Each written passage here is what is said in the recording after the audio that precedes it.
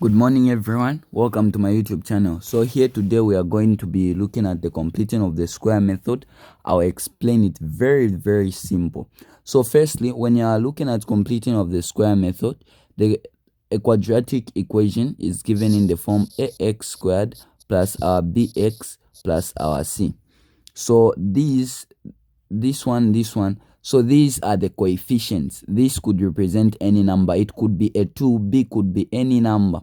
So now what we are going to have is that under completing of the square method, always the coefficient of x squared has to be equal to 1. In other words, a should be equal to 1. That's the only way you can be able to, or rather the number in front of x squared should be equal to 1 like that, so that you are able to solve it.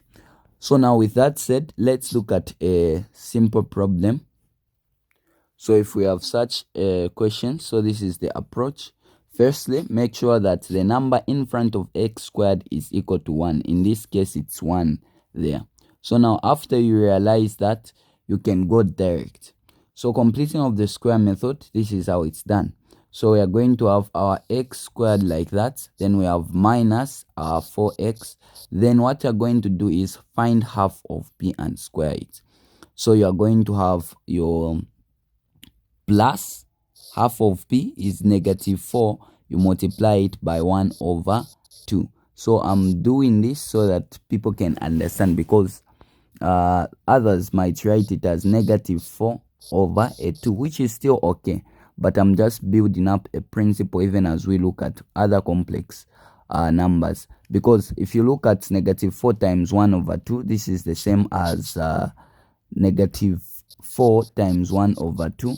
Negative 4 times 1, it will give you negative 4. Here we have 1 times 2, it will give you 2. So meaning to say, even if you write like this, you write like this, it's still the same.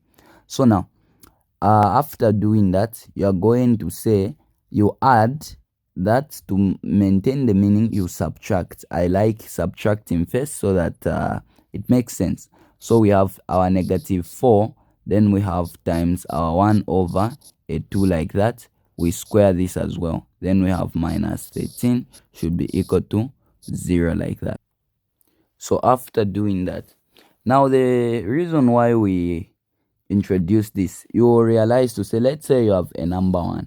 If someone says that 1 is the same as 1 plus our 2 squared minus our negative 2 squared, you agree to say this is still the same as 1, because 1 plus 2 squared is 4. Then if the negative is not protected in brackets, it will just be negative 2 squared is 4. Then you will realize to say you have 1 plus 4 minus 4 is 0, like that, which will just give you a value that is equal to 1.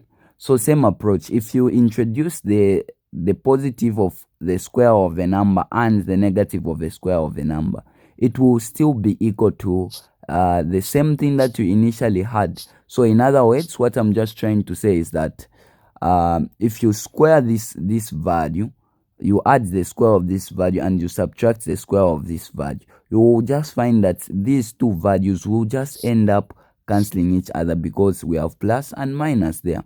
So that is how completing of the square works. So let us simplify. So we are going to have our x squared minus our 4x.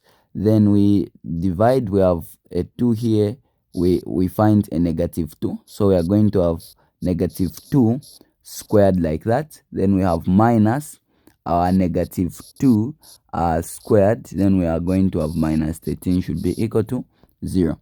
Then from here, what we are going to have is that we are going to add. So here we have x, we have a negative 2, which is both of them are squared. So you take the one that is adding up like that. So you just take our x in one bracket without looking at the square, because this also has a square. Then you are going to say minus a 2 like that.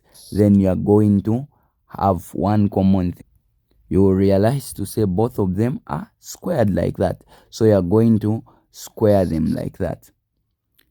Then you are going to say minus you will have negative 2 squared. If it's in brackets, it will be positive negative 2 times negative 2 is equal to 4. But here there is a negative. Then we have minus. Our 13 should be equal to a 0 like that. So in other words, just get this and get the one that is adding here and that. Then what you do with this number is that you are going to ignore like that. Then after you do that, you can be able to say x minus a 2 squared. Then you are going to have a negative 4 minus 13 will give you negative 17 should be equal to a 0 like that. So taking the value the other side, we are going to have x minus 2 squared should be equal to 17. From here, what we are going to have is the square root of this number. We are going to have x minus 2. X minus 2 should be equal to, you square root both sides. The square root of a number produces plus or minus that number if it doesn't have any, it's not a perfect root. So we are going to have our x should be equal to, taking the 2 the other side, we are going to have 2 plus or minus our square root of 17. So our value is such that we are going to have our x is equal to 2 plus the square root of 17, or we are going to have our x should be equal to 2 minus the square root of 17 like that. So this is how you can find the values for that one. If we have this one, we are going to say that our x squared plus our 10x, find half of your 10. So you are going to say plus the 10 times 1 over a 2. You square this, then you are going to subtract this same value, 10 times our 1 over a 2, then you square should be equal to 7. So it doesn't matter whether the 7 is here or it's there, it's still okay, because at the end of the day you will have to take it there. Others might just add the same value on both sides, which is still okay. So we are going to say our x squared plus our 10x, then you are going to divide. Here it will give you 5, so we have plus 5 like that. Then you are going to square this minus half of 10, even here it will give us a 5 like that. So we are going to put our 5 to the power of 2 should be equal to 7 like that. So after doing that, you are going to add up. So get the one that is saying plus there, plus. So we are going to have such a number. So we are just going to say our x plus our 5. Then we are going to have our the square is the same, so we are going to maintain the square there. Then we are going to say minus our 5 squared will give us 25 should be equal to 7. Then when we do this, we are going to be having our x plus our 5 squared should be equal to 7 plus our, when it comes there it will be 25 like that. So we are going to have our x plus 5 squared should be equal to 32 like that. When we add 25 plus 7, it will give us 30. So when you reach this stage, you are going to find the square root of both of these numbers. You are going to be looking at the x plus our 5 should be equal to, now the square root of 32 can be written as, if you remember your radicals, we have the square root of our 16 times a 2 like that. So now you are going to end up with, so we have plus or minus, you are going to end up with x plus 5 should be equal to plus or minus. So even this can be distributed as the square root of 16 times the square root of 2 like that. So the square root of 16 gives us 4. Then we have the square root of our 2 like that. So after doing that, we have our x plus 5 like that. So we are going to have our x plus our 5. Take the 5 the other side, it will be negative 5 plus or minus this minus 4 the square root of 2. So either x is equal to negative 5 plus 4 square root of 2, or x is equal to negative 5 minus 4 the square root of 2. So either of these two values is correct, or should I say both of them are correct. So now let's look at another problem. So from here, if you want, you can take the 7 in advance, it's still okay. So we are going to have, if you have such a problem, the first thing that you need to look at is the coefficient of x squared. Is it equal to 1? But here you can see that the coefficient of x squared is equal to negative 1. That should not be the case. So what do? We have to divide our negative 1 throughout, so that there just remains our value of x squared. So this one and this one cancels. We are going to have our x squared, then we have plus our 6x like that, then plus our 7 should be equal to 0 like that. So when we have such type of an arrangement, we can now use the completing of the square method. So we are going to say, knowing that this is the equation, we are going to just say x squared plus our 6x, find half of this number. So add the half of this number, it will be a 6 times 1 over a 2. You square this, then we are going to have minus half of this number, 6 times 1 over a 2. We also square this, then we are going to have plus our 7, which should be equal to 0. So we are going to have our, let me explain something. So we have our x squared plus our 6x, then we have plus our half of 6 is 3.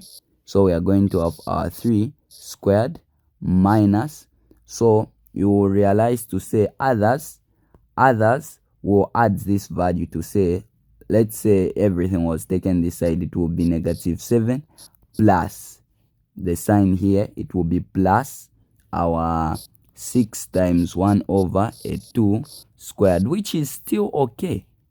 You haven't changed anything. That's why some people will tell you to say, if you take the 7 here, then they'll tell you at this stage you add the half of this value squared on both sides, which is still okay. But for the sake of understanding, that's why I did this, so that it's not easy for you to forget, but this will still produce the same answer. Let's go with this, but for the sake of practice, you can go with what I taught you, but I'm going to do this for this question. So we are going to have our x squared plus our 6x, then we have plus our 3 squared should be equal to negative 7 plus half of 6 is 3, so we are going to have our 3 squared like that. So when you write that, we are going to end up with this type of a situation.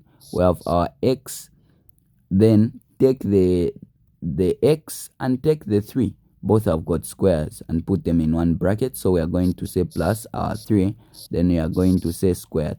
Remember what I said about this one you ignore, because you have already used it to find half, adding it and subtracting it. So this should be equal to negative 7 plus, then our 3 squared is 9 like that. So we are going to have our x plus our 3 squared should give us a positive 2 like that. So from there, we are going to find our square root. We are going to end up with our x plus our 3 should be equal to plus or minus the square root of 2. So either x is equal to, we take the negative 3 here, plus or minus the square root of our 2. So our x should be equal to negative 3 plus the square root of 2. Or you can write our x should be equal to negative 3 minus the square root of 2. Let's look at our last problem. So let's look at this one. So make sure that the coefficient of x squared is equal to 1. So as long as there is a number here, divide by that number. So we have over 9, over 9, over 9, over 9.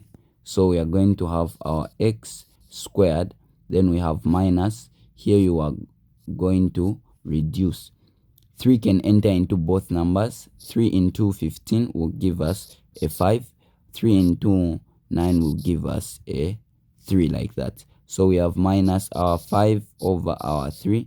Then we have our x minus our 5 over 9 should be equal to 0. So if you have such type of an arrangement, now you can use the completing of the square method. So you are going to say x squared minus our 5 over 3, like that. Then we are going to have the half of this value, which will be equal to plus the 5, it's negative for that matter, negative 5 over a 3. Then you are going to have times 1 over a 2. You square this, the same value you subtract, so we have minus our negative 5 over a 3 times 1 over 2. You square the value, then we are going to have minus 5 over 9 should be equal to 0. So just introduce half to find the half of any number. So you are going to say x squared minus 5 over 3x. Then we have plus our negative 5 over 3 times 2 will give us 6. Then we are going to have squared minus our negative 5 over 3 times this will still give you 6 squared minus 5 over 9. If you want from here, you can take all these numbers this side, it's still okay. If you want just from the onset, you can just take this number here, then you add half of this on both sides, it's still okay. So you are going to say x, so same approach. If you look at this type of an arrangement, we have this value that is in the bracket, we also have this, they both have got squares. You look at the one that is adding up here, so if it's adding, that's the one you take. So we have plus, sorry, since it's negative it will remain negative, we just take the one inside because addition doesn't change anything. So minus 5 over 6, like that. Then you write the common number, which is squared. So this one you ignore because you have already used it to find half of these numbers. Ignore. Then you are going to have minus negative 5 over 6 squared will give you negative 5 squared will give you, so the square can be distributed here and here. So negative 5 squared will give you positive 25 over 6 squared will give you 36, like that. Then you the square has gone, then you have minus 5 over 9 should be equal to 0. So what we are going to have is our x minus our 5 over 6 should be equal to, we are going to take the values this side. So we have, if this goes the other side, it will be plus. So we have positive 25 over 36. Even this value, when it goes the other side, since it's minus, it will be plus 5 over a 9, like that. So if that's the case, we are going to say should be, sorry, not equal to 0. Then let's simplify. So we are going to be having something like our x, so here it's squared, x minus 5 over 6 squared should be equal to, we have a 25 over 36, the brackets there are not necessary, 5 over 9. Let us find the common denominator, which is our 36 there. 36 divided by 36 is 1 times 25 is 25. 36 divided by 9 will give us 4 times 5, it will give us a 20. Then we are going to have plus our 20, like that. From there, we have this x minus 5 over 6 squared. So we are going to end up with our x minus our 5 over 6 squared should be equal to 20 plus 20. 25 will give us a 45 over our 36. Let us simplify. So the number that can enter into both is 9 can enter into 45. It can also enter into 36. So 9 into 45 is a 5. Then 9 into 36 is a 4, like that. So we are going to have our x minus our 5 over 6 squared should be equal to, we have a 5 over 4. From here, find the square root of both numbers. To find the square root here, it will be plus or minus. So we are going to have our x minus 5 over 6 should be equal to the square root of our 5. Now here you can distribute the square root by saying that this is the same as the square root of 5 over the square root of 4. It's still okay. So you are going to say x minus 5 over 6 should be equal to plus or minus the square root of 5. The square root of 4 is equal to 2. So you are going to end up with x minus 5 over 6. Or let's take the 5 over 6 the other side. So we have should be equal to positive 5 over 6. Then we have plus or minus the square root of our 5 over our 2, like that. So it's either we have our x should be equal to positive 5 over 6 plus the square root of our 5 over 2. Let's just find the common denominator. Our x should be equal to 6 is common. 6 divided by 6 is 1 times 5. It will give us a 5.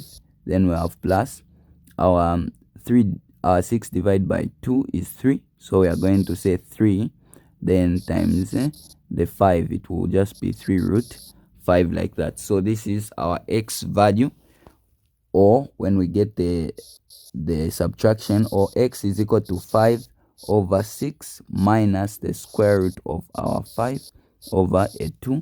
So we are going to have our 6 there. Then 6 divided by 6 is 1 times 5. It will give us still 5. Then we have minus 6 divided by 2 is 3. So we write the 3. Then we just combine it with the square root of 5. So that's how you go about that.